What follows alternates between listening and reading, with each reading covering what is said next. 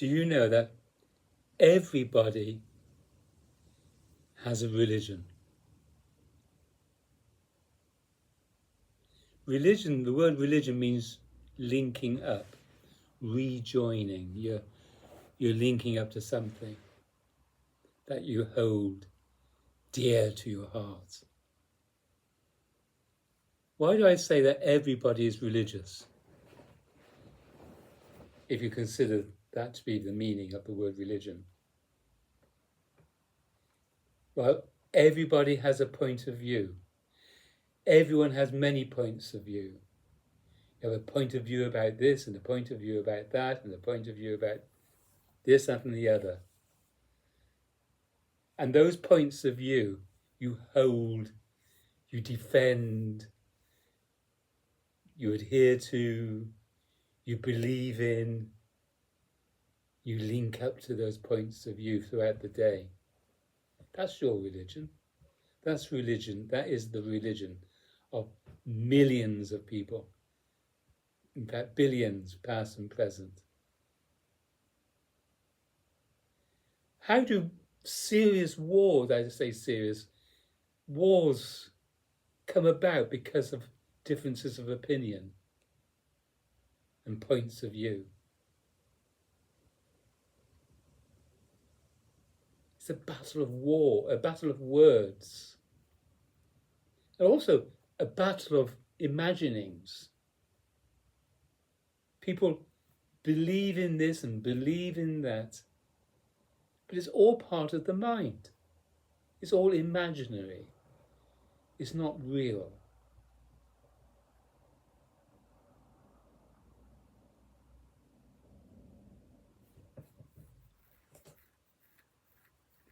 Millions and millions and millions of people have been killed and have died because of points of view. And it's often people die because of someone else's point of view.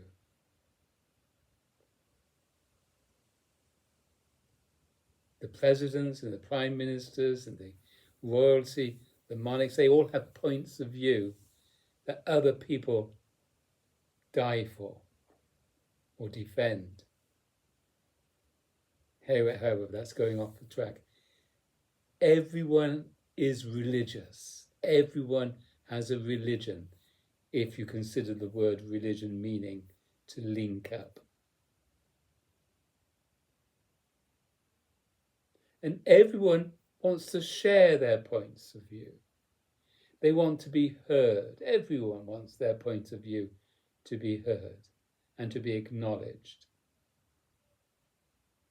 I have a right to my opinion. I have a right to say this. Brahms, the great composer, often said to to the company that he was in, if I haven't offended you yet, before I leave, I'm sure I will have offended you. And some points of view are very radical. And this point of view that I like to share with you, it's not really a point of view, but it's radical. And that is, we don't have to hold on to our points of view in order to be happy. Because that's why people hold on to their points of view, because it makes them happy.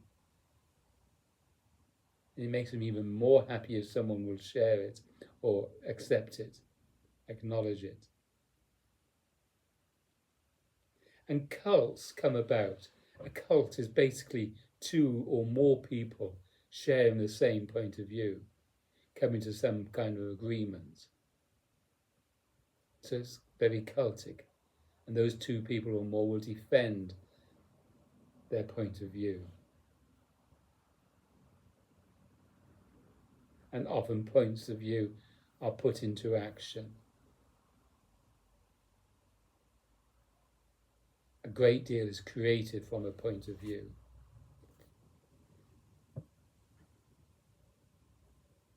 Facts, by the way, are different to points of view. Points of view are normally are generally beliefs. I believe in this, I believe in that. But that's my point of view.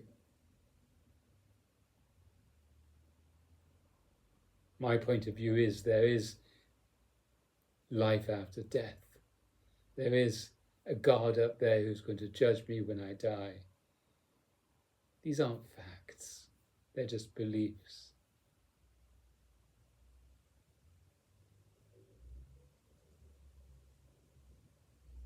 But reality, this isn't a point of view, this is a fact. If I use 2 nails and go like this, it's going to hurt me. And if I pinch really hard, the fact is I might pierce the skin, or my nails will pierce the skin. Because we're talking about a body-mind here. We're not talking about me or I, whatever that means. The fingers are capable of doing so much. The hands are capable of doing so much. So much. The lungs, the heart, the kidneys, the liver, the intestines, the genitals, the eyes, the nose, all these organs of the body-mind have a role to play. And as long as they're not interfered with, as long as they're given the right encouragement in the form of nutrients, etc., they will do the body service. They serve the body.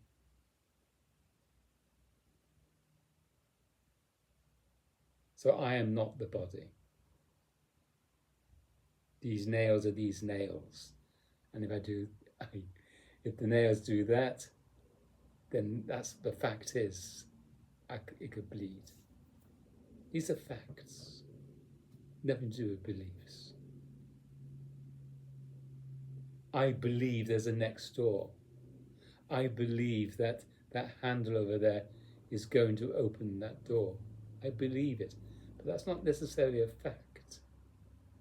It did earlier on, but now it might have seized up. May not be working properly now. The car may not start in the morning, etc. So these beliefs are based on faith. Faith and beliefs are not facts. The fact is that I have a belief.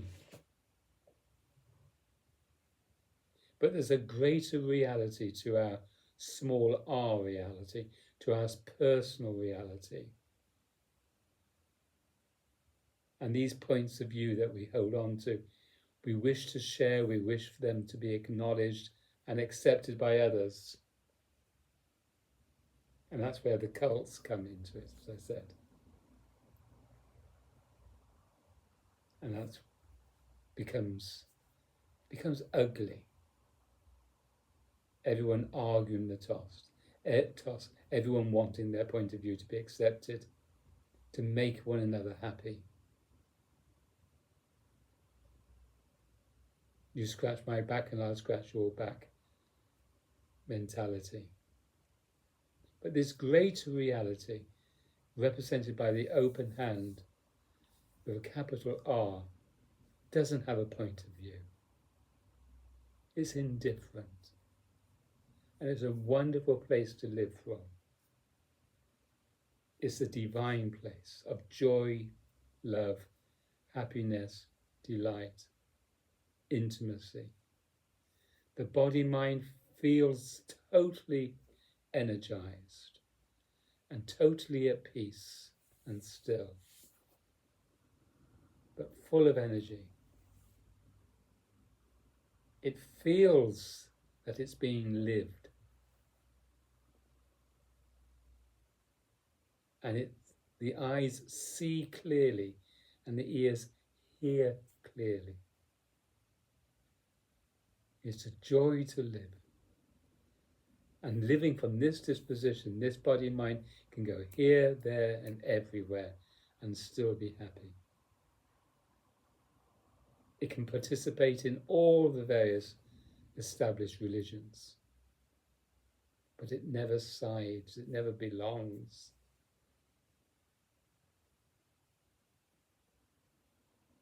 It's indifferent.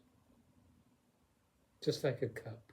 The cup's indifferent to what goes into it. Or the spoon.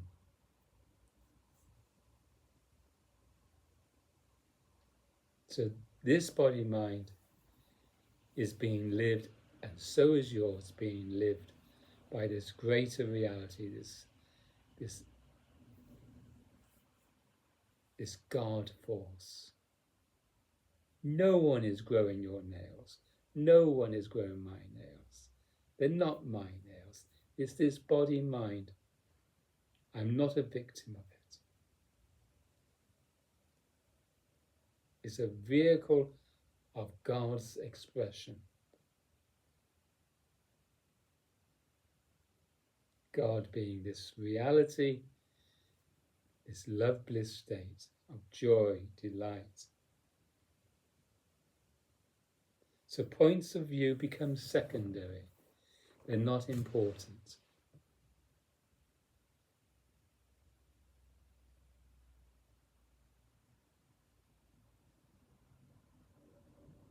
One sees clearly. And from this disposition, you're not criticizing, you're just seeing clearly. You see the muddles, you see the dust, you see the cleansingness, you see the book there, you see the torn paper, you see a piece of paper on the floor. You can see the plants, you can see these watering, you can see the drawers not being closed properly, you can see the pullover there not having been folded up neatly, etc. You see clearly, without judgment. It's just what it is. A point of view might be, that shouldn't be there, that should be there, you shouldn't have done it like that. Da, da, da, da, da, da, da.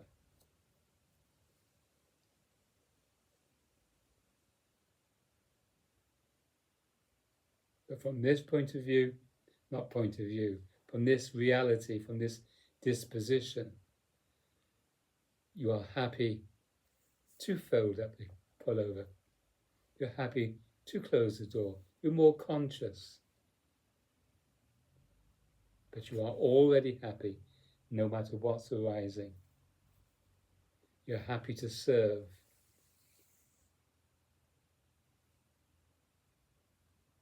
To realize this disposition to be everyone's true reality, beyond small r reality, beyond points of view, is sanity. Truly it's sanity. It's what Jesus realized, it's what Buddha realized, and it's what I've realized.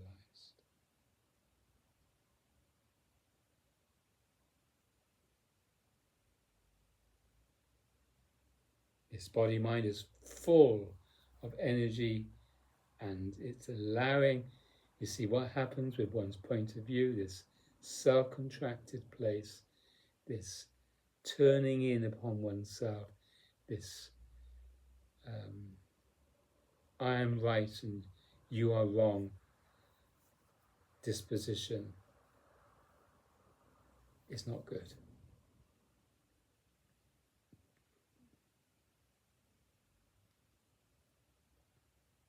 It really isn't good.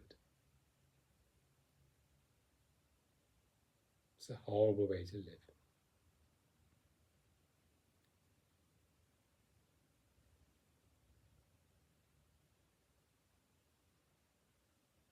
Jesus said you've got to love God first. Jesus said you've got to be born again. I bring Jesus in because he's surely the most popular of religious teachers or spiritual masters or gurus.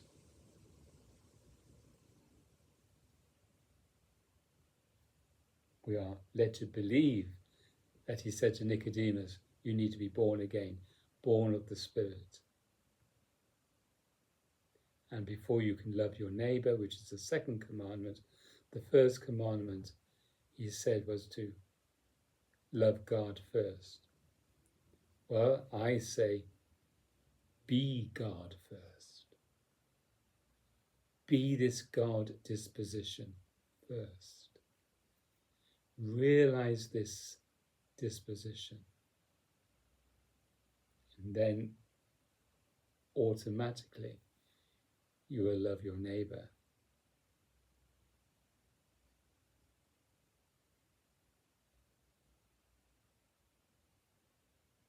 It's not a lovey-dovey love. It's not a feeling sorry love. Poor you. Oh, come on, come on. It's not that kind of love. It's just a total acceptance of the situation. It's this disposition. It's a quality that cannot be changed. As wetness is to water, this love quality is to the divine state. It is the divine state.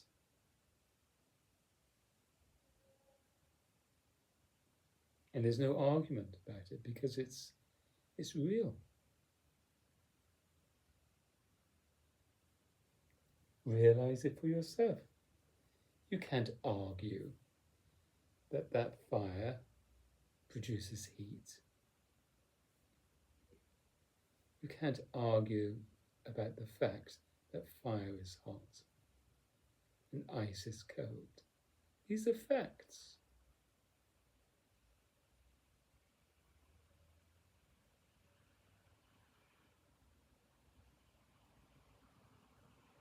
So you can't really argue that the body-mind is being lived.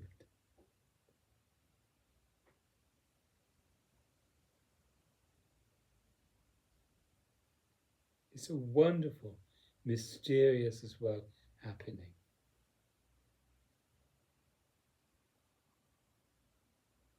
This is divine ignorance.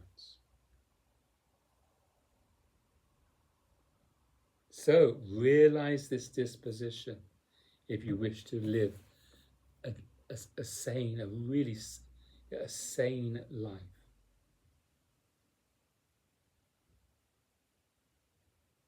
It's not a cop-out. It's a radical change of disposition which requires great courage, perseverance, and a change of focus. One's attention must go towards that disposition at all times. Must fall in love.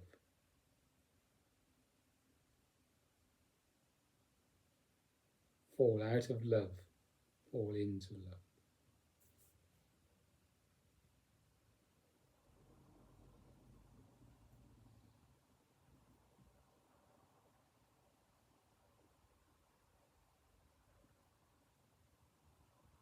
And then you will incarnate as love. There's no two ways about it, just cannot help but be love. Just as water cannot help but be wet. The wetness of water is inherent to water. The heat is inherent to fire. The coldness is inherent to ice.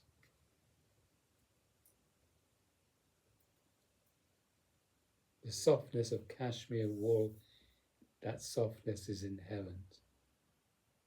The hardness of stone, the smoothness of a lacquered table.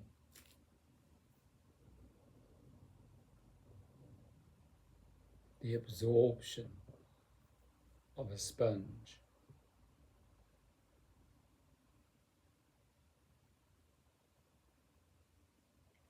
The quenchness of water, quenching one's thirst.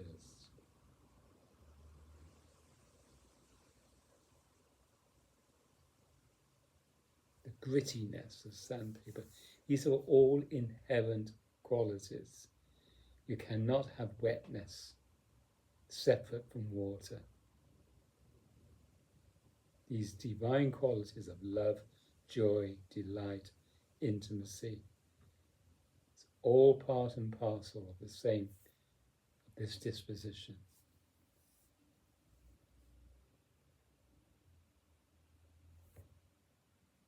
The clenched fist disposition is an illusion from this place. It's imaginary from this place.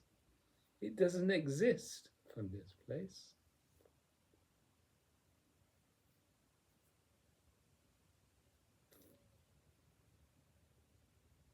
Everyone's going around like headless chickens, looking to be loved, looking to be accepted, looking to be acknowledged, looking to be embraced. And because they don't feel these things within their own circumstance, within their own family and circle of friends, they look elsewhere. Oh God, I'm so pleased I know you're there, God. You'll give me all I need and you'll save me from the...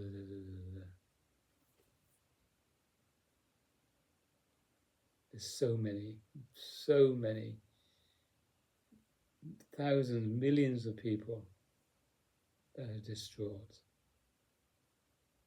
that have forsaken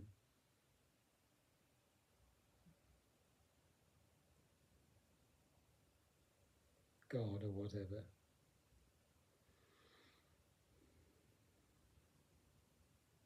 They believe themselves to be miserable sinners. This very act of the self-contraction is sin. That act, that separative act, is sin.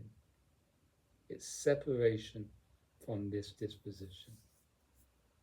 That's what sin is. Not the results, not any particular action or transgression. That's all to keep you in place within society. Which is fair enough. But this reality isn't, there's no sin in this disposition. There's freedom. Freedom!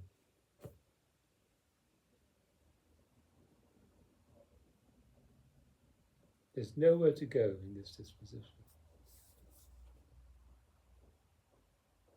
When I work in the afternoons for my friend John, I go from one thing to another. Always in this place. And often there's something I haven't finished doing because John comes along and takes me away and says, I want you to do this now. This is priority. He reminds me of that teacher, Naropa, who teaches Milarepa, in the hope that Milarepa will realize God. And he says, dig this hole, dig a hole there, and then fill it in. Dig another hole there, and fill it in. Dig another hole there, and fill it in. Until he has realized his true state of already happiness and becomes indifferent to whether the hole is complete or not, whether it's dug in the right place or not. It makes no difference. This disposition is indifferent. It's our true state. It's the God state. Totally free of ego and point of view. So, consider what I've said. That point of view is a personal religion. You believe in your point of view. See, 2 and 2 is a fact that it equals 4. And so many people, thousands and millions of people will accept that fact. So there's no argument. Except when someone comes along and says, 2 and 2 can equal 3. 2 ones plus 2 halves equal 3. 3 ones. One's been clever. Clever too. Facts are not points of view.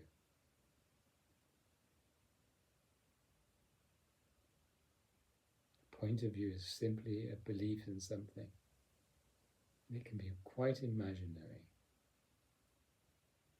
It's just there it's part of your scaffolding to hold you up, to give you a sense of belonging here, a right to live.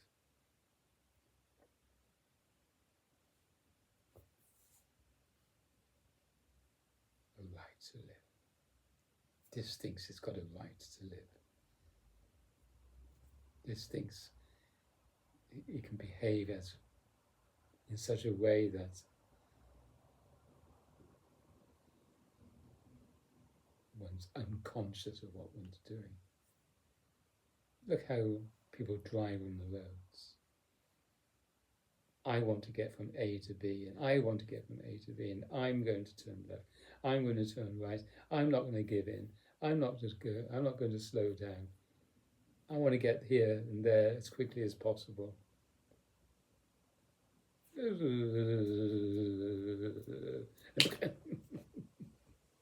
Surprised there aren't any more accidents.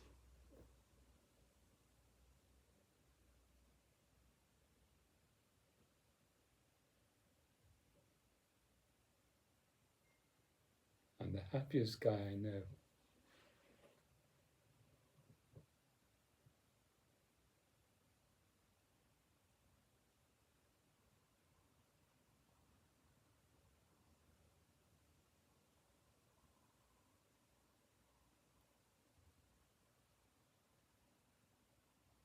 I'm greatly blessed.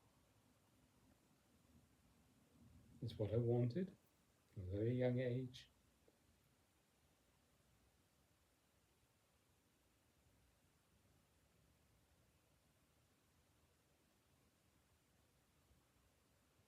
If you wish to correspond with me, then share with me your email address by all means.